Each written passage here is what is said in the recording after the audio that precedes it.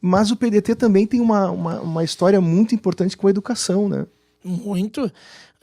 A minha mãe, minha falecida mãe, ela foi professora numa Brizoleta. Na época foi mais de 6.000 brisoletas, escolas nesse interior do estado, de madeira, que foram feitas pelo Brizola, e depois, posteriormente, o Colares fez a escola de turno integral também no estado do Rio Grande do Sul, porque o Brizola, o Darcy Ribeiro, sempre colocava, Neuza Canabarro, quando foi secretária do Colares também, vamos construir escola, vamos botar o jovem numa escola, para não construir presídios depois. Vejam bem, as escolas hoje têm escolas ociosas e está faltando vaga em presídios. Então, hoje tem que se construir presídios, Tobias. Tu que é advogado sabe muito bem, porque se deixou desconstruir aquela falta. Então, o que eu vejo? Como eu converso muito com o Jairo Jorge também, que é o nosso pré-candidato a governador do estado do Rio Grande do Sul, e isso não é só o estado do Rio Grande do Sul, eu vejo a situação claramente nos outros estados, na federação. Até uma pergunta que eu fiz uma vez para o Ciro Gomes, né, que é o nosso pré-candidato também a presidente. Inclusive está indo muito bem nas pesquisas. Está muito bem, eu vejo o seguinte... ele fala muito bem, né? Ele é conhecedor de causa, certo? O Ciro, ele é uma pessoa que conhece, ele sabe o funcionamento da máquina, ele é um nacionalista, ele sabe que nós precisamos de um choque de gestão, porque não adianta tu aumentar imposto para cobrir o rombo, não, tu tem que ter um choque de gestão primeiro dentro de casa, para daí ir para a sociedade ver a questão tributária. Porque não adianta é muito fácil, o governo agora, a gente percebeu nessa última greve dos caminhoneiros, vamos subir o combustível, vamos botar mais PIS, COFINS em cima do combustível para cobrir, né, os déficits. Bom, o déficit teve uma origem, então aquela origem tem que ser saneada. Como é que tu vai trabalhar sem ter um cálculo preciso? Você que é dona de casa, a pessoa que tem uma indústria, não trabalha com uma variação diária.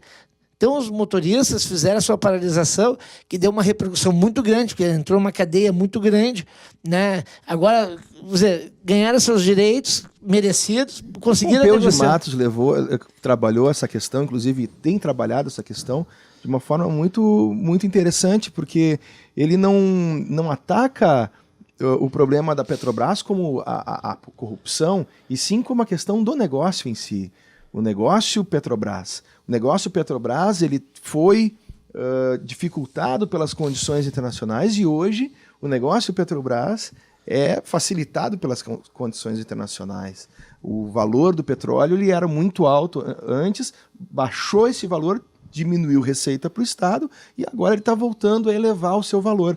Mas o que está acontecendo é que está sendo repassado um valor desproporcional para o mercado interno brasileiro. E o mercado internacional que recebe esse petróleo, que recebe a gasolina já, recebe um valor muito abaixo do que a gente paga. Então, esse é um ponto interessante que o PDT tem trabalhado de uma forma una, né? Se nós entrarmos no assunto Petrobras, nós teríamos programa aqui... Uns 10 programas, no mínimo. Mais ou menos isso, porque tem um item, como tu colocou, é o ponto de equilíbrio. O ponto de equilíbrio não se adquire numa semana ou num mês. Isso é um processo que já deveria ter vindo há muito tempo, como houve a oscilação do petróleo, mas o petróleo estava caro, mas o dólar estava barato, depois o petróleo baixou, o dólar subiu. O que aconteceu agora? O petróleo subiu e o dólar subiu. Então, tu não teve uma reserva técnica de contingente para tentar amenizar esse ponto de equilíbrio. E veja bem, nós exportamos combustível hoje mais barato, a metade do preço, primeiro, carga tributária na exportação. Mas só um pouquinho, primeiro nós temos que desenvolver o Estado, o Brasil, o país. Eu me lembro muito bem, há alguns anos atrás, quando a Petrobras fez uma refinaria na Bolívia, comprou gás da Bolívia, encanaram, fizeram aquela tubulação para vários estados do Brasil, e aí o governo da Bolívia chegou lá e disse, vamos privatizar, cortaram, encamparam a Petrobras, pagaram um valor quase que simbólico e ainda triplicaram o valor do gás. Bom, isso não é uma política internacional de conduta de preço. E o governo, naquela época, não fez nada. O Ciro Gomes está com uma proposta parecida com essa, não? Algumas coisas eu acho que o Estado tem que ser detentor, mas muitas coisas o Estado tem que sair fora. O Estado não pode ser paternalista. O Estado tem que fazer o básico dele, que é educação, segurança e saúde. E o desenvolvimento econômico. A população, o Estado tem que andar. O Estado tem que ter pernas para andar. Hoje, se tu pensar no Estado brasileiro, nós estamos indo com déficit de 100, 150 bilhões por ano, que o orçamento não fecha. Telespectador, isso em 6 anos, isso dá 1 trilhão. Dá 1 trilhão. Então, veja bem, a conta vai começar a se tornar impagável. Sabe? Ah, mas o Estado não quebra. Não, o Estado não quebra. Vamos pensar assim. Não, o Estado quebra. Portugal quebrou, países da Europa quebraram, não somente pela carga tributária, mas o custo do Estado. Vamos dizer, a questão das aposentadorias, grandes aposentadorias que tem que ser feito um ajuste nisso aí. Eu não sou contra o cidadão se aposentar ganhando 25, 30 mil reais. Não sou contra, veja bem, não sou contra. A gente tem que cuidar isso, né, quando a gente fala, porque o cara vai dizer, não, o cara a contribuição dele é proporcional, né? Aí que tá. Ele tem que contribuir para ter esse rendimento dele. Hoje o trabalhador, se eu me aposentar com 35 anos, com 55 anos de contribuição, pagando 30 anos sobre o teto, vou receber 3 mil reais. Então, assim, tem que ter um ponto de equilíbrio nisso. Então, o ponto de equilíbrio da Petrobras é a mesma coisa. Tem que ter um ponto de equilíbrio. O Brasil é muito rico. O Brasil é um país exportador de produtos agrícolas muito rico. Hoje existe, claro, um choque de ideias com relação às alas políticas, aos campos políticos, mas depois, na prática, quando os deputados, os vereadores, os senadores se juntam na Casa Legislativa, ou até o próprio Executivo, quando depende de algum projeto das casas legislativas, é necessário uma conversa, é necessário uma coalizão de alguma forma, para que haja um entendimento entre as partes, né? Eu comparo essa situação hoje que nós estamos vivendo no Brasil, que nem gremistas e colorados. A maior alegria de um gremista, muitas vezes não é nem ver o Grêmio ganhar, é ver o Inter perder. E é a mesma coisa do Colorado, é o Grêmio perder e o Inter empatar. Mas quando nós torcemos para a seleção brasileira, todos nós estamos juntos. Se termina aquela vaidade. Eu acredito, né, e tinha a música do Herbert Viana que falava dos 300 picaretas, que depois o Lula aproveitou essa música e também não soube cumprir e honrar, né, aquela questão da governabilidade dele, por causa do PMDB, PP, todos esses partidos aí que estão envolvidos, as pessoas nesse conjunto nacional. Tá? Ciro Gomes falou que vai fazer uma linha e dizer, vocês para cá, a gente para cá. Eu acho, no sentido de corrupção. Sim, não, tem que ter um norte. Vamos dizer, o Congresso tem que ter responsabilidade, tanto o Congresso como o Senado. Tá? As mudanças têm que existir. Agora, quando tu vai mandar um projeto para o Senado ou para o Congresso, aí os deputados estão lá, pois é, tem que liberar minha emenda para mim te ajudar, os senadores é a mesma coisa. Então, aí virou um jogo de interesses. Então, muitas coisas podem mudar. Hoje tu vê, os deputados têm 15 milhões, senador acho que tem 25 milhões por ano de emendas parlamentares. Isso tem que acabar. Isso tem que acabar. Eu tive com um prefeito há pouco tempo atrás, que não é do PDT, ele disse, olha, Gilson, vou te dar uma sugestão. Por que não termina com as emendas parlamentares para parar com que os prefeitos vão a Brasília gastar diária, gastar dinheiro, tá? E pega esse dinheiro e bota no fundo de participação dos municípios para ver um rateio. Ou dentro de um projeto diferente. Porque assim, muitas vezes os deputados, que nem nós aqui temos 2 deputados federais, eu acho, não me falha a memória. Um estava como secretário, o outro é deputado da cidade de Sapiranga. Aí tu começa a perceber que muitas vezes as emendas desses deputados não vêm para a nossa região, né? Eu sou favorável à questão do voto distrital, porque tu vai identificar o teu político.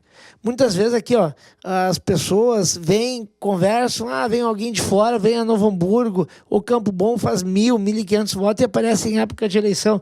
Não, eu acho que tem que existir o voto distrital. O que o Ciro, como tu colocaste agora, tu pensa, fazer uma linha, muita coisa passou, tem que ser punido. Mas nós temos que pensar o Brasil, nós temos que pensar o estado do Rio Grande do Sul. E aí é o que eu digo, olha, o projeto para o Rio Grande do Sul, vários governadores já passaram pelo estado, várias situações já ocorreram no estado do Rio Grande do Sul, mas ninguém deu uma linha, um projeto claro para o Rio Grande do Sul.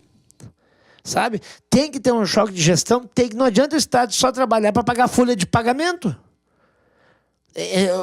Tem que ter um projeto. O Jair, nosso pré-candidato, ele tem um projeto para o estado do Rio Grande do Sul, um projeto claro, como ele fez em Canoas.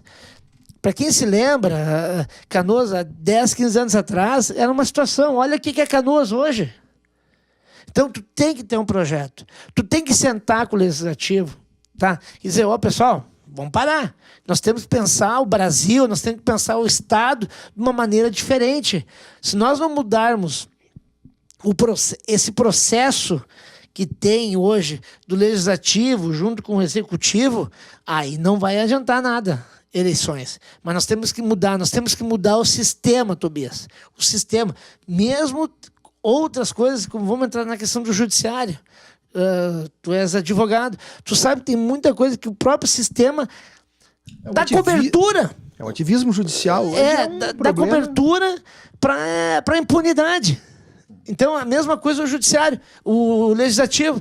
A questão de foro privilegiado não deve existir, a não ser no exercício específico do mandato, tá? Que tu tem alguma coisa séria para ser colocada. Porque hoje tem 50 mil pessoas no Brasil que tem foro privilegiado. Aí começa a mexer no passado da pessoa, começa a aparecer muita coisa. Não, vai ser ministro. Daí tem que ir lá para o Supremo Tribunal Federal para ver, para poder julgar. O sistema, muitas coisas do próprio sistema, a própria Constituição brasileira tem que ter adaptações. Nós temos uma Constituição com 250... e quantas emendas já temos? 100 e poucas, e medidas provisórias. Não, eu já tenho até medo de dizer, porque eu posso errar, 69, 103, 108, foi uma revogada ou não. Né? Então, as ADINs, então, tu vai indo. O advogado hoje não tem nem segurança jurídica. Hoje se fala em criar uma nova Constituição. Né? Então, eu acho que é necessário. Mas eu tenho 50 anos, a gente ouvia, o Brasil vai mudar, tal, mas assim, aquela Constituição foi para aquela época. A Constituição brasileira, ela beneficia muita gente que talvez não teria o direito de ser beneficiada. A Constituição tem que defender, primeiro, a instituição Estado, certo? Segunda, juntamente, então, independente da ordem, a população. Mas a população tem que estar segura dessa Constituição. Só se pegarmos o artigo 5º da Constituição, quantas emendas tem? Não sei.